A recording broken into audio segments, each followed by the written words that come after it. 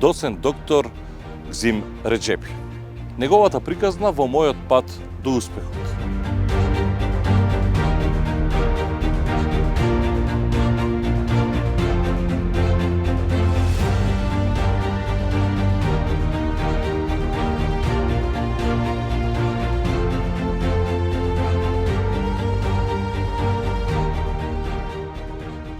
Човек од село Пирок, дете на Сладкар, работи у медицина и со многу километри ови земји у регијата. А зашто не сте во Македонија? Па нема во Македонија нема многу болни луѓе кои требат доктори. Тоа е здрава средина која нема потреба за многу доктори.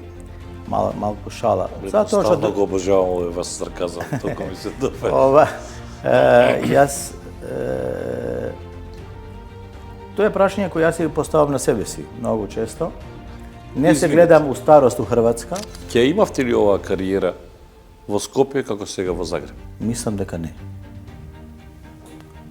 Не мислам, неко верувам дека не, поради тоа што средината у Скопје или кога говориме за Скопје, збориме за Македонија, за едно. Така. Скопје само едно митинг поинт за повеќките или поголемите работи кои се прават во Македонија.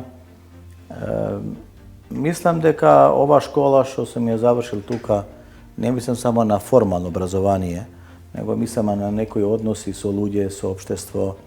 Тука сум водил 4 години здравство во град Загреб. Ја мислам дека ние као друштво уште сме тендер варијанта у секој смисол на живење. Уште имат луѓе потреба да позајмуваат малку пари на камата.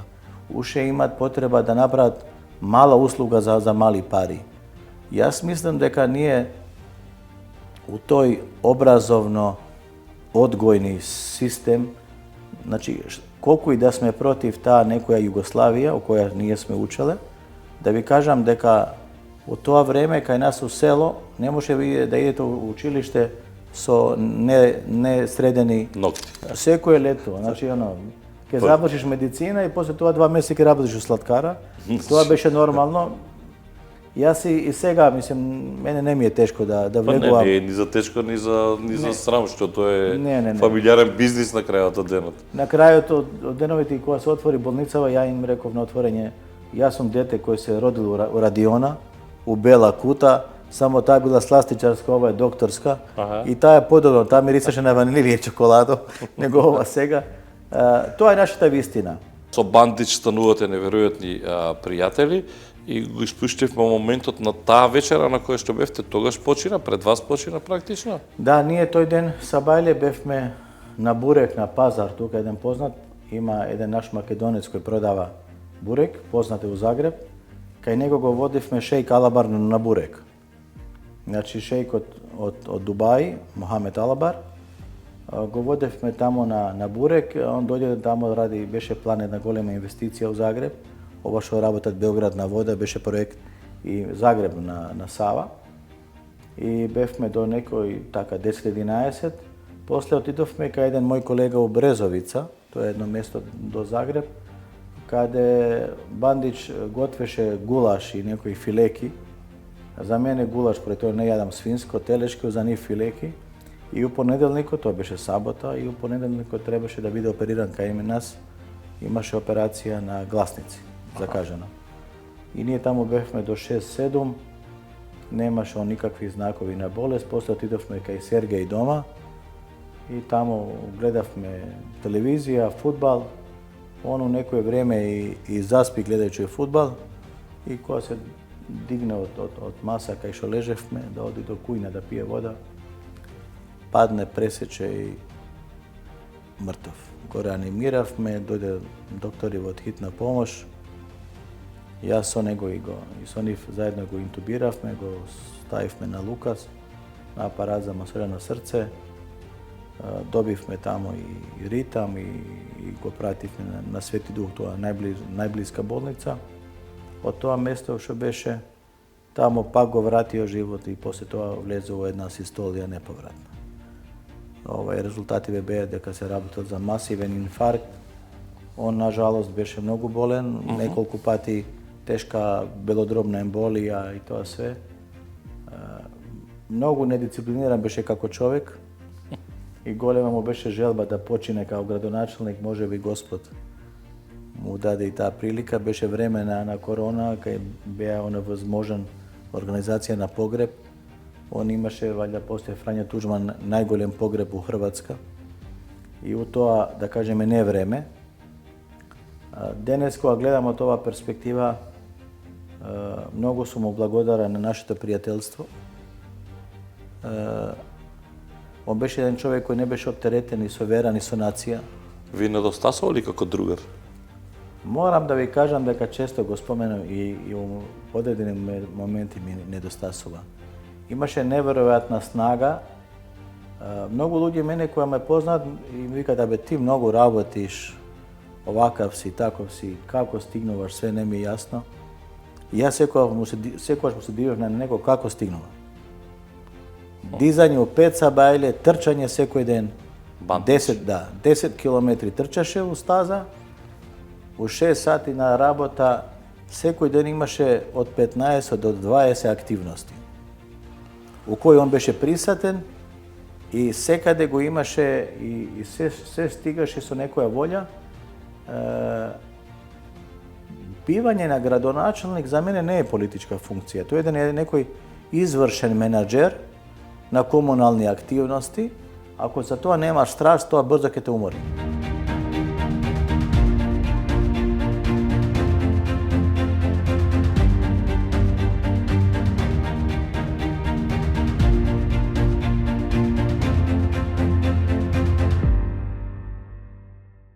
Па практично вистинско другарство е кога влегуваш со некој во нешто не од интерес. Денес до душа тоа се помалку го има.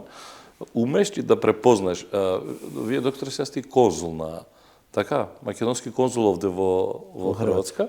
Умеете ли да препознаете, бидејќи е време не време, кои луѓе се од интерес, како што Бандич е рекол, нека дојде Гзим, нека дојде.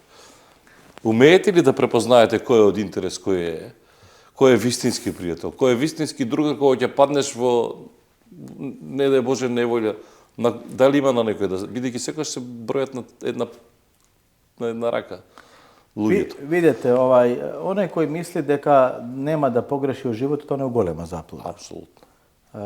Јас повеќе верувам во тоа дека на секоја грешка која ја правам, свесно или несвесно, да не ми се понови.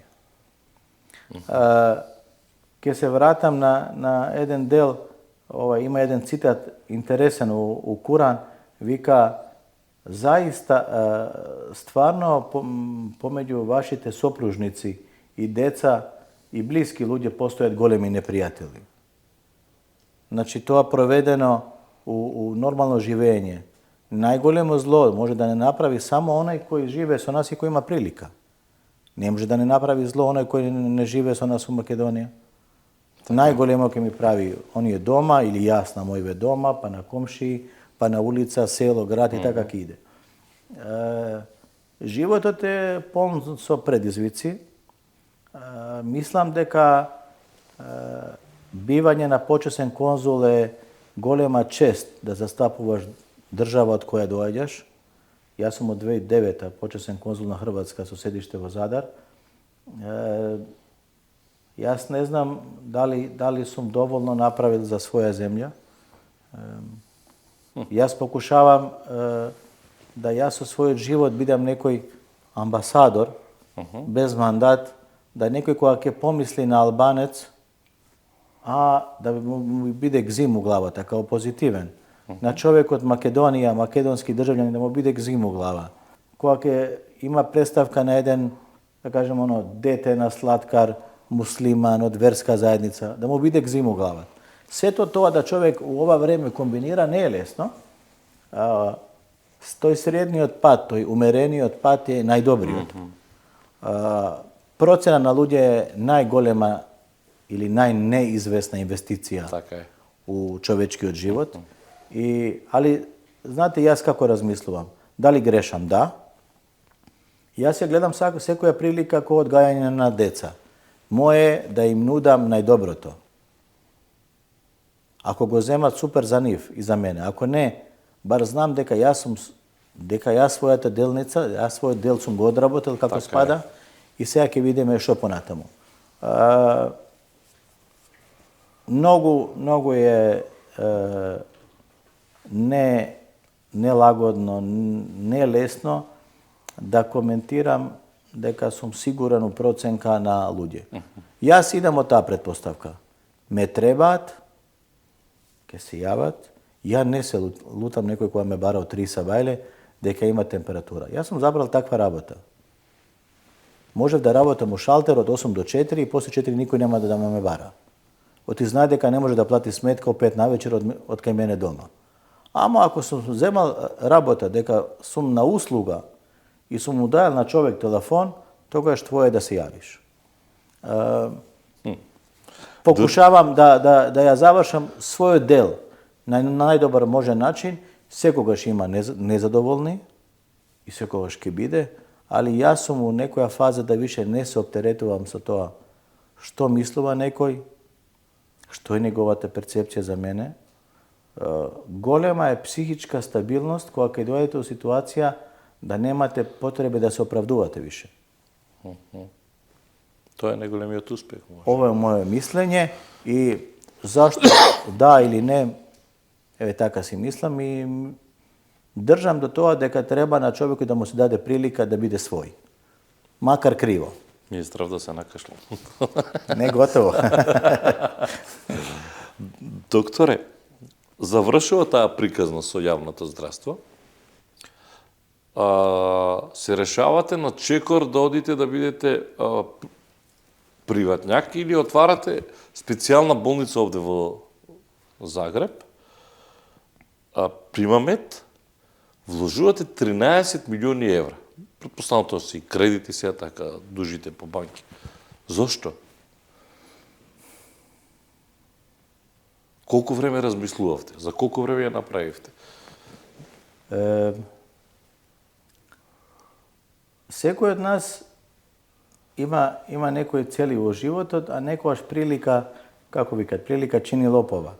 Некојаш прилика во општеството ќе ве натера да направите некои работи кои не сте мисли. Мислам, ќе ве натера. Ќе ве донесе у можност, у прилика да размислувате поинаку. Јас кога завршив со работа у градот, запознав функционирање на јавниот сектор у здравство.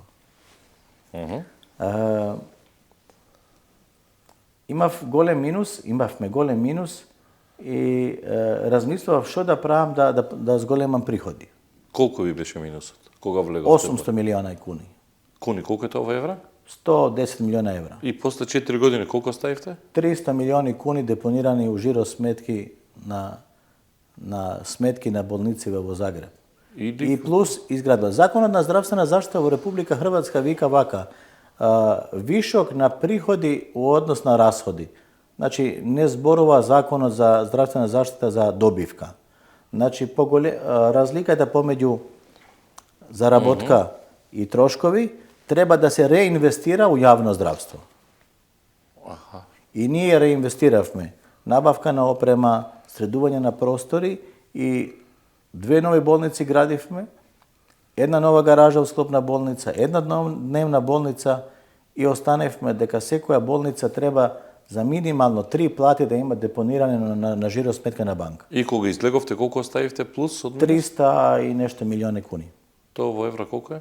60 и нешто илјади, 6 и нешто милиона евра. Значи од минус оставате плюс 60. Па може се и така, да. Добро. Али има, да кажем, како беше целта. Ја прво видов зашо ја отидов во приватен сектор. Ја кога ги гледав бројкиве, оно како сладкара. Колку кремпити, колку сладолед што се продавало и кај имаме најмногу ќар. Па нема да работиме и да продаваме производи кај немаме добивка. Ако ќе треба, ќе имаме еден ден, 1, 2, 3, поради престиж, репутација, дека продаваме макрони, ама ќе продаваме баклава и оно што ќе ни носи, што ќе живееме. И ја гледав дека 2-3 процедури најмногу тражени у тоа време у здравствени домови беа ЕКГ, спирометрија, ТИНС. ТИНС е електростимулација на мускули за рехабилитација. Спирометрија за... И оно за спирометрија за пухање. za obstruktivne bolesti i EKG. I ja što je pravim, pogolemio broj na moji profesori koji biju penzija, ja gi vrabotiv kao vonredni rabotnici u zdravstveni domovi, im dadav prilika da zarabotat pari i da čitat EKG i nijedan pacijent koji trebaše nego prativ me u bolnica. Pored toga, pacijent dođe kaj matičan lekar koji mu dava upad, ki ide u klinička bolnica ili nekada da napravi EKG. Kao u Makedoniji. Da, i sad zdravstveni dom, ti je pari što dođat za to, mogu prefrlova na bolnicata koja ja završi uslugata.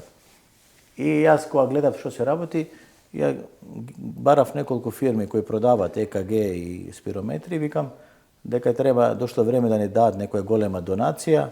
Nije dobiv me donacija od, da kažem, 100 EKG-a, 100 spirometre i u mjesec dana 20 milijuna evra mu fakturirav na ministerstvo i na fondot za ekstra uslugi.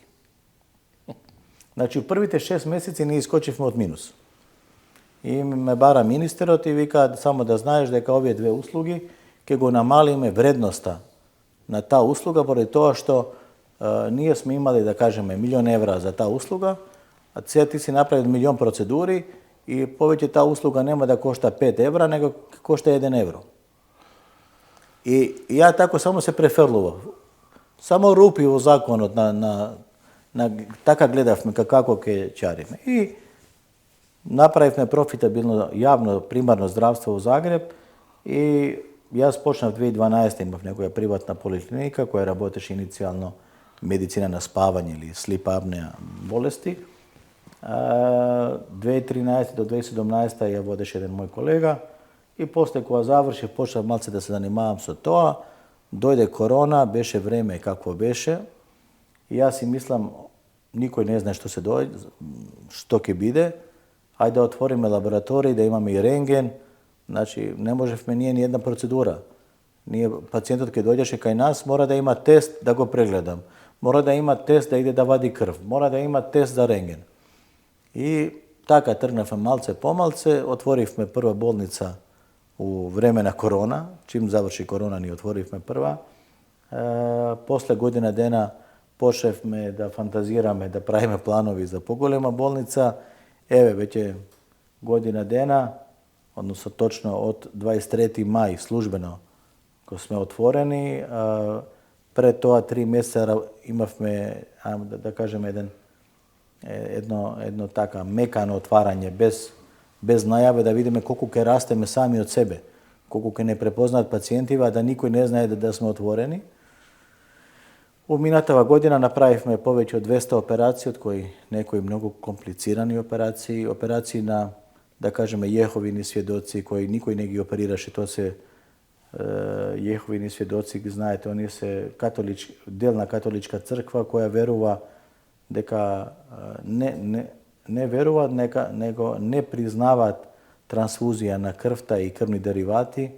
Tije pacijenti se mnogo delikatni da gi lečite u hirurgija protiv toga što... I što pravite? I imavme 23 pacijenti koji gi odbila državna bolnica da gi operira poradi očekuvani golemi krvarenja koji ki imate, oni neće transfuzija. Nije tako da gi završimo ti operaciji tuka so pripravci koji se nadomjesna terapija za transfuzija, a ne... A što operira? Osteosarkomiju. Aha. I rabotime mnogo skoliozi, ortopedija, plastična operacija, rekonstruktivna kirurgija. Da kažem, deka smo počesni, imamo golema čest da je u naši tim za hirurgija rabota 20 najdobri hirurzi koje životate i rabotate u Hrvatska. Bilo da se stalno v rabotini ili kao dopolnitelni.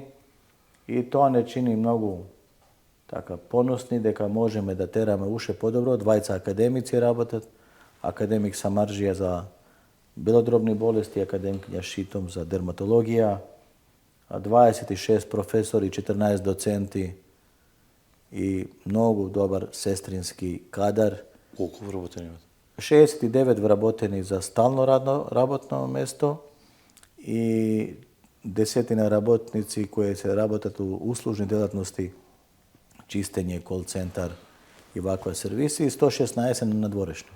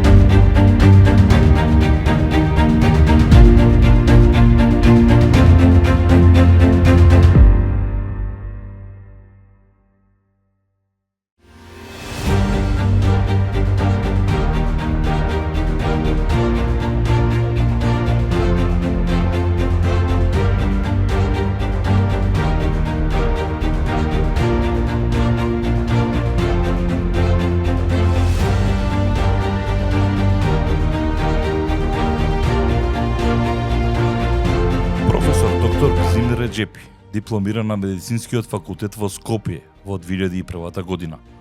Од 2002 работи како лекар на клиниката за белодробни заболувања Јордановац во Хрватска, каде што станува специјалист по интерна медицина, субспецијалист пулмолог.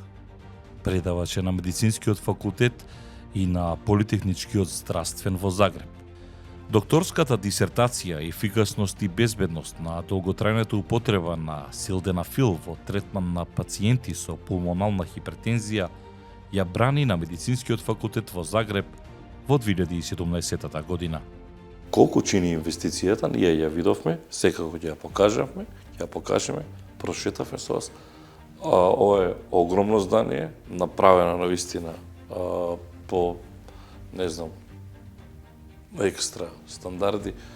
Колку веќе ова играчка или ова задоволство, како сакате наречете? Pa da, ние сме уложили 13 милиони евра кредитни линии, целокупна инвестиција у болница од почетокот до сега е околу 18 милиони евра. Не посетуваат многу фондови кои сака да влегуваат у бизнис. По некој, ние сме гринфилд инвестиција, ние немаме многу години работа, па да наш ебит се мултиплицира со фактор 18 или 25, па вредиме толку. Некоја реална проценка дека у следниве 3 до 5 години ќе вредиме околу 50 милиона со работа и со све. Значи ќе се врати инвестицијата. Јас сум сигурен дека инвестицијава ќе се Докторе, врати. зашто сабота недела не работите? Не знам каков е законот овде во Хрватска. Законот е од 74 година, по овој нашиот закон само градови, жупании и министерство, но државата има право да отвара општа или жупаниска болница или клиничка болница. Специјална болница е најголем систем на приватна работа, така имаме ние специјална болница. Добро, вие имате се операциона сала, филтрирање на воздух, па не знам, ваква температура, таква температура. Вие готвите, вие подготвувате па вакви пациенти, па такви, па за деца, па посебен операционен стол, не знам, за ортопедија, посебен за оне буквално за што е мултифункционален. Ние законот е така, не можеме да имаме ургентен центар. Ургентен центар. Во теке се расправа, моментов кога ќе се отвори тоа како можност, ние ќе отвориме болницата, ќе работи 24 часа дневно. Сега работиме 24 часа дневно за наши пациенти, ама немаме право да примаме пациенти у хитен центар. Хитна помош и ургентниот центар кај нас е само во државните болници, значи во јавните болници, приватните нема таа прилика, али јас сум сигурен дека време работи за озбилна конкуренција на јавно и приватно здравство. Јас не гледам тоа како некој проблем. Јас мислам дека приватни сектор треба да биде исто добар сервис на јавниот сектор, на начин дека можеме одредени постоток на кревети и услуги да им нудиме на државата, да сите заедно ја подобруваме ситуацијата во државата. Денеска постојат компании кои произведуваат енергетика, кои се државни, постојат приватни. Мене ми е важно дома само да имам струја. Никогаш не размислувам дали е таа струја произведена у Македонија, Хрватска, дали е купена некаде од надвор. Ме интересира цена, постојаност на квалитета и дали е тоа она што јас сакам да платам. Така треба да се гледа секој сервис, било тоа да е здравство или нешто друго. И знаете како е, да кажеме, многу голем број на луѓе, не знам како ви, али јас, ево, лично, не знам како се вика мојот забар, мојот стоматолог, матичен. Зашто? Па не знам ни дали имам. Веќе 20-30 години сите идеме кај приватни забари и некако е постало нормално да ние уште се фалиме кој од нашите стоматолози има подобра ординација, подобра кола или кој е понапредено нешто. Таа борба да оние доаѓаат у некоја ситуација, таква траеше 20 години. Медицинарите уште се гледаат кој непријатели на друштвото ако работат приватна медицина. Така беше со апотекариве. Пријашите градски аптеки беа сиротински никакви, ама ако сакаше да имаш да купиме добар лек кој нема, ќе одевме у приватна аптека. И тоа исто не е нормално да одиме у приватна аптека и више не ни е интересно ни кој е собственик. Важно да има можност. Тоа ќе биде и у здравството. А само ќе треба, тоа е еден процес кој треба време, знаење и стратегија. Тоа нема да се догоди преку ноќ. Тоа се догаѓа у другиве земји многу убрзано, кај нас уште тоа некоја табу тема, али мислам дека знаете, има еден индекс, Светска здравствена организација има еден индекс на очекувано време на живење во момент на раѓање без абнормалитети, се вика тој индекс. У 70-тиве години за Европа и скандинавски земји беше околу 74 години, за жени околу 72 за мажи. Сега тој индекс за скандинавски земји е 90 години скоро, за жени 88 за мажи, у Хрватска е 80 и нешто години. У овие 50 години човечкиот живот се продолжи за 30 години. Да. Тоа се, значи, добра едукација, добри услови на живење, добра можност, прилика да угодиме на себе, го продолжи животот. Сега веќе ние не слушаме за смртна колевка, ние сме заборавиле дали некој почнал од инфаркт. Само големен масивен инфаркт. Го прави ово друго, све добие стент. Луѓе со карциноми живеат со 10 години и повеќе. Така е. Многу се продолжи животот. Со бајпасови, со... Пред 50 години немаше, нити се менуваше колено, нити колк. Сега се менува се вештачки. Луѓе да почина многу рано. Сега оно ко Формула 1. Со 65 години нови колена, со 70 нови колкови и до 100 сме среќни. Сега ординирате ја во Примамед, во вашата ординација? Да, работам 2-3 пати неделно. Доаѓаат пациенти? има многу Ве наоѓаат од Македонија кои ќе дојдат овде ако има мака? Не, наоѓаат и од Доктор Македонија. Газим Реджепи. Така. Да? Наоѓаат и од Македонија многу. Имам доста пациенти. Вака ли отворено ги пречекувате сите, бе? Вие таков човек сте вие? Не, јас сум, гледате сега, јас сум и приватник. Ја и викам и на моите вработени. Ние продаваме услуга, само ова нашата е здравствена услуга. Некој влегол кај нас, и ако не му треба, не знам, јакна, оти топло е, па кажете му дека имаме нова колекција. Така и ние. И оној кој не се болни, ние нудиме некои превентивни прегледи, али ова е без шала сега. Ние мора да сватиме дека ние продаваме здравствена услуга. Само ни се моралниве начела стриктни. Нема да продаваме на здрави луѓе, на болниот човек, нема да му нудиме работи кои не му требат. Пред се, начин на лекување запишано у некоја добра клиничка пракса, у некои гајдлайнси кои ги почитуваме и ние, како и сите други, али можноста да луѓево поинаку комуницират со доктори, со сестри, човекот сака пажња, ќе ги добие резултати од нас. Значи, вие вадите крв у лабораторија јавен и приватен. У јавен некој ќе ви ги прати резултативе, у приватен ќе ви ги прати и ќе ве бара. Господине, да ви кажеме, ова е добро, и ние сакаме да знаеме таа повратна информација. Не знам како е во Загреб. Во Скопје, например, кога ќе извадиш крв во јавно, значи не ти праќаат на мејл, туку треба да отидеш ти после 1, после 2, 3, за да си ги земеш резултатите. Во приватното да ги праќаат на... Па јас мислам дека и тоа ќе се смени поради тоа што праќање... Па не мора да се смени веќе. Праќање на мејл е многу поевтино од принтање на документи и... Не, во јавно здравство може и на некој му одговара да не се менува, знаеш. Па добра е хартија да се троши сега. Треба да живеат и други индустрии. Ма наравно, посебно ако се работи за рециклирана хартија која е по еколошки стандарди. Добро. Примамед проект кој што почнува, колку првата година, сте задоволен како води? Ве научија, бидејќи рековте не сакам реклама, сакам да видам колку меѓутоа пациентите се лепат по докторот, по вас. Така е. За разлика од другите бизниси, у здравство е многу специфично. Да кажем, ако имате кафетерија, ќе имате еден вработен двајца и како ќе се зголемува промет, вие ќе зголемете број на работници. У здравство вие мора да имате број на работници за да некој дојде кај вас. А плативе се многу големи, фиксите трошкови се многу големи и не е тука начин на поврат на инвестиција не е толку брз. Ние сме многу задоволни. Пред се многу сум задоволен што имам прилика да работам со еден фантастичен тим, стручен. работам со луѓе кои се прави луѓе. Едноставно, некогаш кога работите со добри луѓе, не ви е тешко ни да изгубите.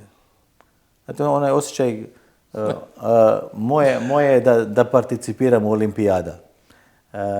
Јас стварно сум многу среќен што имам прилика да работам со многу врни стручњаци и врни луѓе, сестри, техничари. Ја имам многу иста комуникација и со особа која чисти, која готви, служи храна и оној што е, да кажеме, мој заменик. Значи не сте газда, Не, јас сум, може би сум бил газда порано, сега сум постанал слуга. Да имаш приватна болница ваков, какви сме ние, ја не ја водам од некои менаџерски хирови и желби, него едноставно ја немам потреба, ја немам прилика за пораз. Ја немам прилика да ги зезнам 60 луѓе и кусур кои оставила сигурна работа јавна, дошла да работат со ГЗИМ. Значи, јас сум човек кој е многу одговорен и фала му на Господ што не пијам алкохол, иначе секој пети кога плаќам плати, веројатно би се напил толку да не би можел ни да се движам. Дизање на тим е како дизање на деца. Така е. И тоа не е воопшто лесно. Јас сум многу задоволен, ние лани завршивме со негативна биланса, поради тоа што е нормално таква инвестиција, али многу помала него што имавме у наши планови.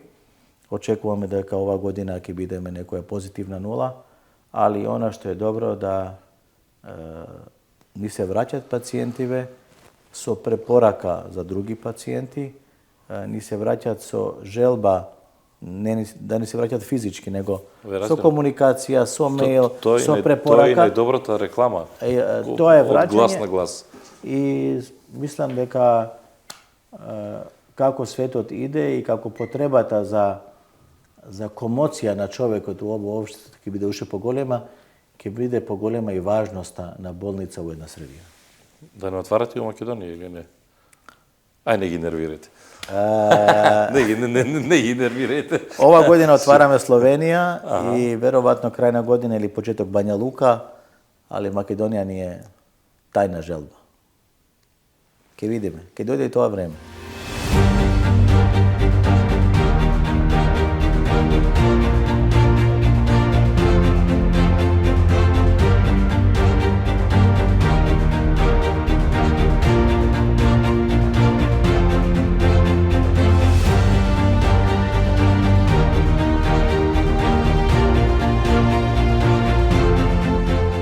Еден месец по руската инвазија на Украина, специјалната болница Примамет на почетокот на април 2022 година започна кампања за собирање помош за Украина, насловена како Големиот круг на мали луѓе. На неа се приклучија над 20 компании, а исто така и познати имиња од естрадата, од спортот и така натаму. За само еден месец беа собрани над 200.000 евра. Акцијата започнала со идеја да се донираат 10% од месечните хонорари на лекарите и медицинските сестри во болницата, но набрзо истата се проширила и на другите учесници и прераснала во кампањата Големиот круг на малите луѓе, чија цел била да ги потикне другите да учествуваат. Во болницата е договорено да и се помогне на Украина на тој начин што вработените ќе донираат 10% од платата, а раководството 10% од приходите од 12 до 24 април 2022 година. Донациите беа уплатени на жиросметка на Украинската амбасада, отворена за таа цел, изјави првиот човек на специјалната болница Примамет, Газим Реджепи.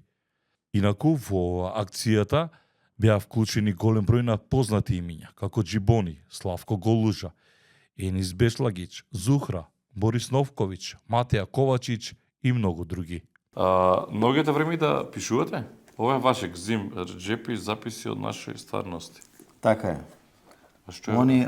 Оно време у кое нормален човек спие, јас сум буден и пишувам.